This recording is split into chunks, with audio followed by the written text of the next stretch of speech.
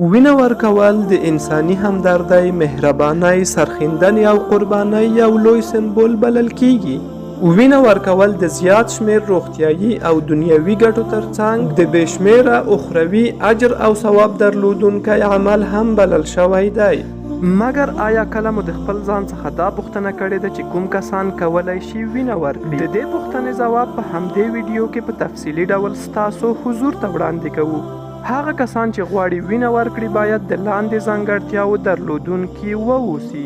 لومړی، عمر. هر هغه څوک چې غواړي وینه ورکړي باید لږ تر لږه د 18 کلنۍ عمر یې تکمیل کړی وي. که څه هم په یو شمیر کړکېچنو او جنګي شرایطو کې چې وینې ته ډیر زیات ضرورت وي کولی شو چې د 14 کلونو څخه د لوړ عمر لرونکو کسانو څخه هم وینه واخلو، مګر اساسي قاعده دغه ده چې وینه ورکوونکي شخص باید لږ تر لږه د 18 کلنۍ عمر تکمیل کړی وي. دوهم، ونه او وزن. هغه کسان چې غواړي وینه ورکړي باید لږ تر لږه 45 کیلوګرامه وزن او لږ تر لږه 150 سانتي متره ونه ولري. که څه هم د چین او کوریا په څیر په یو شمیر هیوادونو کې ونه یا جګوالی دومره مهم نه بلل کیږي ځکه د دې هیوادونو وګړي عموما په ارثي ډول د ټیټو ونو درلودونکي دي. دې ته مو هم باید پام وي چې د ونې د 2.5 سانتي متره زیاتوالي سره باید وزن هم 1 کیلوګرام زیات په نظر کې ونیول شي. د بیلګې په ډول هغه کس چې 160 سانتي متره جګوالی ولري باید لږ تر لږه 9 کیلوګرامه وزن ولري.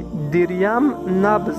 هغه کسان چې غواړي وینه ورکړي باید د نورمال نبض درلودونکي. که په ساده الفاظو ووایو، هغه کسان چې غواړي وینه ورکړي په 1 دقیقه کې باید د دوی د زړه د ضربانونو شمیر د 50 څخه ښکته او د 100 څخه لوړ نه وي. څلورم، د بدن د تودوخې درجه. هغه کسان چې غواړي وینه ورکړي د بدن تودوخه یې باید نورماله وي، یعنی د وینه ورکوونکي شخص د بدن د تودوخې درجه باید د 14.5 او 20 درجې د سانتیګریډ په حدودو کې واوسي. پنځم، د وینې فشار. هغه کسان چې غواړي وینه ورکړي باید د وینې فشار یې نورمال وي، یعنی دا چې د وینه ورکوونکي شخص سیسټولیک فشار د 100 او 140 او ډیاسټولیک فشار یې د 65 او 95 ملي متر ستون سیمه په حدودو کې واوسي. که دا موضوع په ساده الفاظو کې بیان کړو نو ویلی شو چې د وینې د لوړ فشار لرونکي خلک او د وینې د ټیټ فشار لرونکي خلک نشي کولی چې وینه ورکړي، بلکې دا اړینه ده چې لومړی یې باید د وینې فشار کنټرول او د هغې څخه وروسته وینه ورڅخه واخیستل شي. شپږم، د وینې د هیموګلوبین کچه. هغه کسان چې غواړي وینه ورکړي د وینې د هیموګلوبین کچه یې باید نورماله وي. د وینې د هیموګلوبین کچه نظر، عمر، جنس، نژاد او د اوسېدو سیمې ته توپیر کوي، یعنی دا چې د بیلابیلو نژادونو او بیلابیلو سیمو اوسېدونکي خلک کیدای شي د هیموګلوبین په کچه کې یو څه اندازه د یو بل سره توپیر ولري، مګر په ټولیز ډول هغه کسان چې غواړي وینه ورکړي باید د هیموګلوبین کچه یې د 12 څخه تر 18 ګرام پر ډیسي لیټر وي.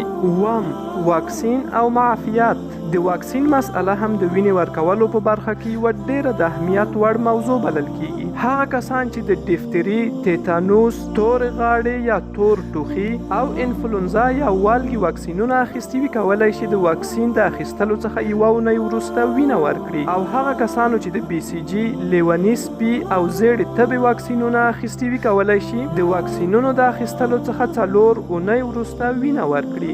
اتم، لابراتواري ازموینې. هغه کسان چې غواړي وینه ورکړي باید د ایډز، تور زیړي، سپین زیړي، ملاریا او سفلیس لابراتواري ازموینې ورته ترسره شي. او دا ډیره زیاته اړینه او مهمه ده چې د پورته ذکر شویو ټیسټونو نتیجه باید منفي وي. که چیرته یو شخص پورته 8 ځانګړتیاوې ولري کولی شي وینه ورکړي، او که د دې ځانګړتیاوو څخه یوه او یا څو ځانګړنې ونه لري د وینې ورکولو لپاره مناسب نه دی. او په پای کې که غواړئ په دې وپوهیږئ چې وینه ورکول کومې روغتیایي ګټې لري، د وینې ورکولو د روغتیایي ګټو په هکله زموږ ویډیو حتما وګورئ چې لینک یې د همدې ویډیو په ډسکرپشن کې موندلی شئ.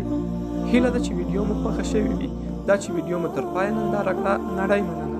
زموږ د هڅونې او حمایت لپاره ویډیو لایک کړئ، له خپلو دوستانو سره یې شریکه کړئ او خپل نظریات او پوښتنې راته د کمنټ په برخه کې ولیکئ. تر بیا لیدو مو په لوی الله سپارو. بریالي او سرلوړي اوسئ.